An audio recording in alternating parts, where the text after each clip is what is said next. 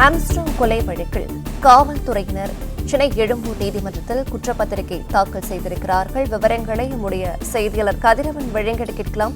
கதிரவன், வணக்கம். தொடர்பான விரிவான விவரங்கள் இங்கு பகிரலாம்.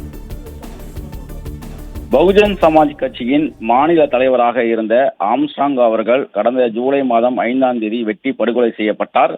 இந்த வழக்கில் குற்றவாளிகள் மீது குற்றப்பத்திரிகையை காவல்துறையினர் தற்போது நீதிமன்றத்தில் தாக்கல் செய்திருக்கிறார்கள். குறிப்பா 30 குற்றவாளிகள் மீது குற்றப்பத்திரிகையானது தாக்கல் செய்யப்பட்டிருக்கிறது. இந்த வழக்கில் இதுவரை 28 நபர்கள் கைது செய்யப்பட்டிருக்கிறார்கள். 25 நபர்கள் மீது குண்டா சட்டத்தின் கீழ் நடவடிக்கையானது எடுக்கப்பட்டிருக்கிறது. பிரபல தாதாவாக இருக்கக்கூடிய சம்போ செந்தில் மற்றும் அவரது கூட்டாளி மொட்டை கிருஷ்ணா உள்ளிட்டோர் தலைமறைவாக இருக்கிறார்கள். இந்த நிலையில் 30 நபர்கள் மீது 500க்கும் மேற்பட்ட பக்கங்கள் கொண்ட குற்றப்பத்திரிகையை நீதிமன்றத்தில் காவல்துறையினர் தாக்கல் செய்திருக்கிறார்கள்.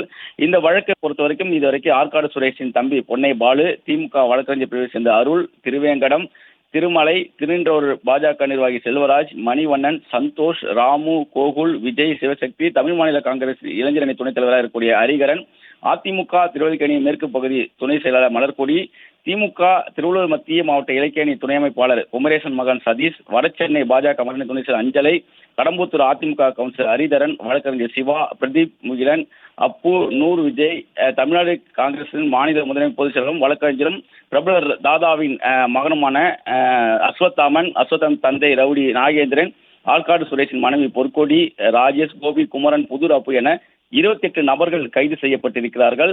இதில் 25 நபர்கள் மீது குண்டா சட்டத்தின் கீழ நடவடிக்கையானது தாக்கல் செய்யப்பட்டிருக்கிறது.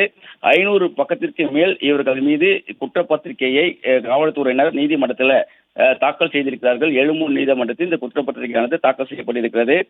குறிப்பாக ஒரு வழக்கில் குற்றப்பத்திரிகை என்பது கிரிமினல் வழக்கில் குற்றம் சாட்டப்படுவதற்கு எதிரான குற்றச்சாட்டுக்களை கோடிட்டு விசாரணை முடித்த பின்னர் சட்ட அமலாக்க முகவர்களால் தயாரிக்கப்பட்டு முறையான ஆவணமாகும்.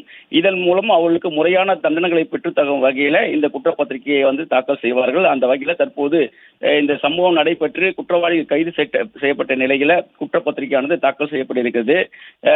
60 நாட்கள்லிருந்து 90 நாட்களுக்குள்ளாக இந்த குற்றப்பத்திரிகை தாக்கல் செய்யப்படும். தற்போது இந்த குற்றப்பத்திரிகையை காவல்துறையினர் தாக்கல் செய்திருக்கிறார்கள். இந்த குற்றப்பத்திரிகை தாக்கல் செய்யப்படவில்லை என்றால் குற்றம் சாட்டப்பட்ட ஜாமீன் கோரி விண்ணப்பிக்க உரிமை உண்டு. மேலும் அவர்கள் காவலில் இருந்து விடுவிக்கப்படலாம்.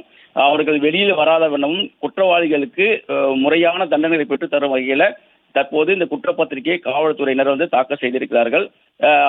அதில் குறிப்பிட்டக்கூடிய முழு தகவல்களையும் காவல்துறை விரைவில் வெளியிடுவார்கள் என்றும், இதில் யார் முக்கிய குற்றவாளியாக செயல்பட்டார்கள், எந்த விவகாரத்துக்காக ஆம்ஸ்ட்ராங் அவர்கள் கொலை செய்யப்பட்டார் போன்ற விவரங்கள் வெளியிடப்படும் என்றும் காவல்துறை சார்பாக தெரிவிக்கப்பட்டிருக்கிறது. நில விவகாரம், ஆருத்ரா விவகாரம் என பல்வேறு விவகாரங்கள் ஆம்ஸ்ட்ராங் கொலை வழக்கை சுற்றி இருக்கக்கூடிய நிலையில முக்கியமான தகவல்களை வெளியிடப்படும் என்றும் காவல்துறை சார்பாக தெரிவிக்கப்பட்டிருக்கிறது.